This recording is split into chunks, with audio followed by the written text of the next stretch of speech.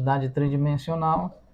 Isso permite, então, permite com estes termos fazer a divisão entre o módulo da velocidade tridimensional e o módulo da velocidade tridimensional, gerando o seguinte resultado.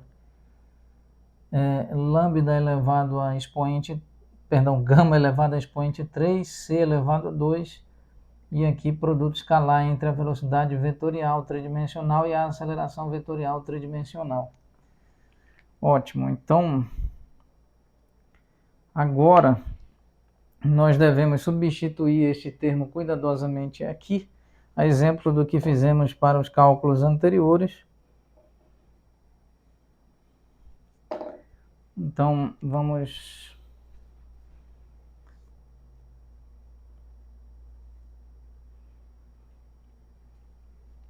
disponibilizar espaço.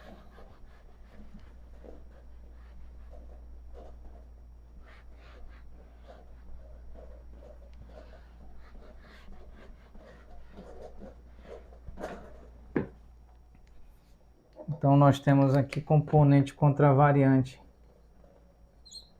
3, número 3 é igual a gama, derivada de gama em relação ao tempo é gama elevado a 3 dividido aqui multiplicado pelo produto escalar entre a velocidade tridimensional e a aceleração tridimensional, esse termo elevado a C elevado a expoente 2, mais gama elevado a expoente 2, derivada de Z.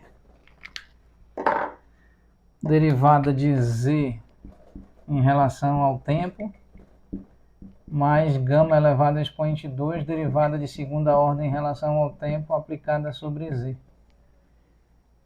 Pois bem, então aqui nós temos gama elevado a expoente 4, produto escalar entre a velocidade tridimensional e a aceleração tridimensional dividido por C elevado a 2, derivada de Z em relação ao tempo, mais gama elevado a expoente 2, derivada de segunda ordem em relação ao tempo, aplicada sobre Z.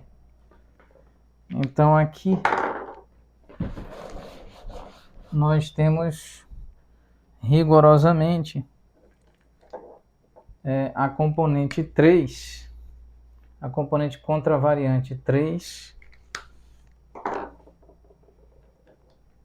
componente contravariante número 3, é igual a gama elevado a expoente 4, produto escalar entre a velocidade tridimensional e a aceleração tridimensional, dividido por C elevado a expoente 2, dz dt, mais gama elevado a expoente 2, derivada de segunda ordem em relação ao tempo, aplicada sobre Z.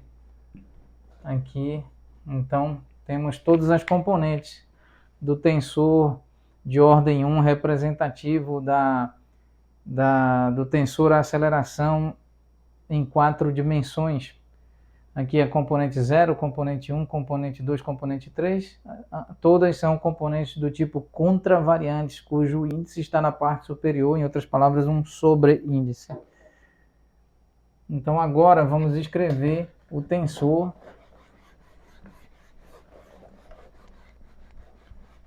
aqui em detalhes. Esse tensor aqui, vamos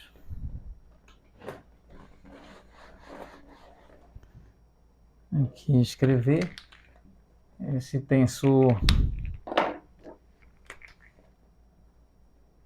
contravariante com componentes contravariantes AμI. Isso é derivada de Vμ de tal, onde tal é o tempo próprio, em outras palavras, o tempo tal como medido por um conjunto de relógios adequados, apropriados e devidamente sincronizados em um determinado sistema de coordenadas, e essa medida é feita exata e precisamente no ponto onde está o relógio. Então, se nós considerarmos o ponto do espaço-tempo onde está o relógio, esse tempo é denominado, esse intervalo de tempo, de tempo próprio. Muito bem. Quando o referencial está fixo sobre o relógio. Então, nesse caso, nós podemos reescrever como dt de tal derivada de V contra a variante, componente contra a variante Vmin em relação a T, e nós sabemos já